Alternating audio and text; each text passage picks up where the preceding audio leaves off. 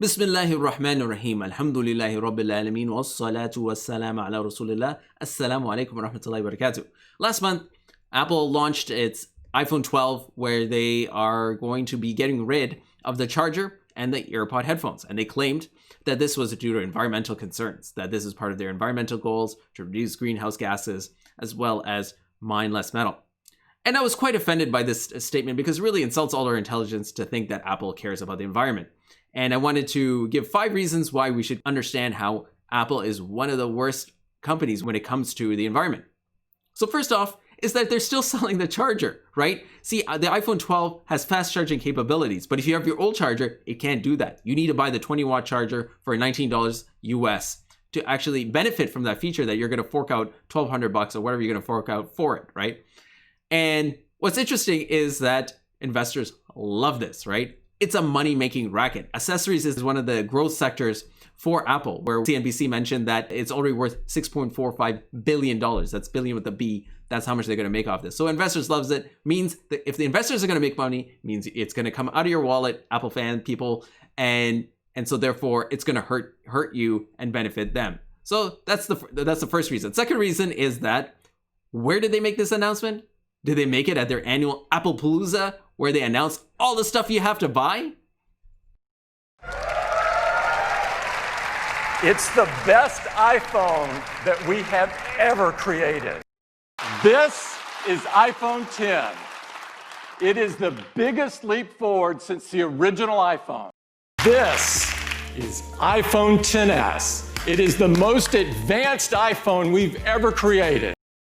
This is the iPhone 11 Pro, and these are the most powerful and most advanced iPhones that we have ever built. This is iPhone 12 Pro. So, for people who want our biggest displays, this is the largest display ever in an iPhone. Yes, that's where they made those announcements, as they made them year after year after year after year. So you just buy more stuff, more money for them, less money for you, and bad for the environment. See, the thing about capitalism and the consumer economy that drives everything, it's all driven by the stock market. Apple CEO Tim Cook is going to get 1 million shares in 2025. And for those shares to be worth a lot of money, he not only has to sell more this year, he has to convince you to buy more next year and buy more the year after that and more after the year of that, because that's how the stock market works. It works on growth, GDP. This is the essential Death Star when it comes to the environment, is that it must pillage the earth and people. They actually have been sued by Congolese families whose children have been killed and maimed mining cobalt, right? See, Apple's phones, they take cobalt, they take rare earth metals like yttrium, as well as aluminum, gold, other kind of metals. All these things have to be mined, and they have to keep mining more year after year after year, more excavation, more greenhouse gases, more lives destroyed, all just to make products that we just consume for a year or two, and then we throw in the trash. That's how the system works. And if we didn't do that, Apple would go bankrupt. If they actually were a CEO were to come into who is going to have a truly green plan where you have an iPhone that lasts, let's say, 20 years, he'd be fired. That's what would happen to him. And that's the reality of how capitalism works. The third reason is that Apple fights right to fix legislation. They lobbied in Ontario, Canada, to ensure that consumers would not have the right to fix their iPhones and access the records. It was part of a larger consortium of tech companies. So it wasn't just Apple, but it shows that how committed they are to ensuring that you can't repair your old stuff. They also crushed a Norwegian repair shop, a small business in Norway, because he dared to buy refurbished screens from China in order to fix people's iPhones. The fourth reason is that Apple doesn't use standardized technology, right? So for example, like when they moved away from the 30-pin charger, they could have moved to the USB-C, which was becoming a universal standard. In fact, they went to Europe specifically to fight the idea that there should be a universal charger across all manufacturers. So they went and fought that legislation because they know that they want to trap you in the ecosystem, because that's more cash flow for the future. That's a higher stock price for the CEO and others who are involved with that. And what you'd be surprised to know is that they have their own specialized screws, their own proprietary screw for the MacBook. We asked Kyle Wiens to show us some of the tricks Apple uses to foil easy repairs, starting with non-standard screws. So this is the pentalobe screw. It's on the bottom of the MacBook Pro, and it's these little 5 points. You can see it's not like any screw that you've seen before. And it turns out that Apple invented their own screw.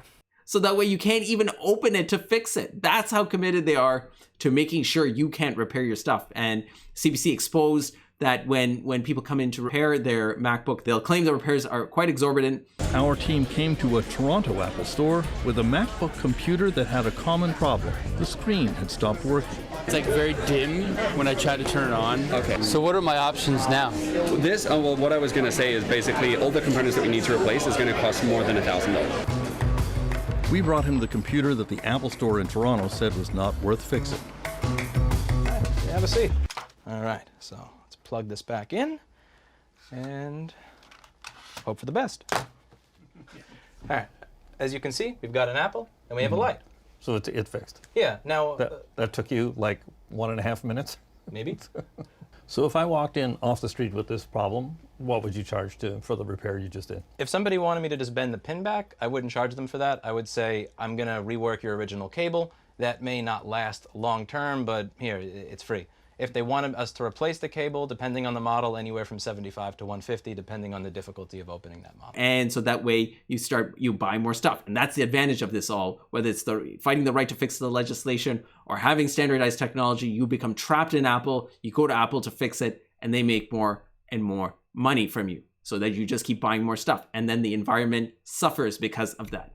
So the last issue is the issue of planned obsolescence. And so Apple was targeted and claims that they were deliberately, and they actually admitted this in December 27th, they admitted that a software update actually slowed down their iPhone, and they gave their reasons why. You can Google it and find out what those reasons were. But the point is that what that would do if they slow down your iPhone, you always have to buy more, right? And they actually ended up being fined. As a result, they weren't guilty of planned obsolescence because actually it's a crime in France, but they had to pay 25 million euros because of not failing to inform the customer that this was going to happen. But it's quite transparent for anyone with eyes to see that what they were really trying to do is slow down your old phone, so you have to buy a new one. So brothers and sisters, this is what I wanted to kind of share with you today, is just how egregious this idea that Apple cares about the environment. And you know what's a fair point if someone to say, hey, this is not just Apple, it's all the companies. But that's exactly the problem. No one can really care about the environment in capitalism. See, the central problem is the stock market. The stock market is hardwired to destroy the environment,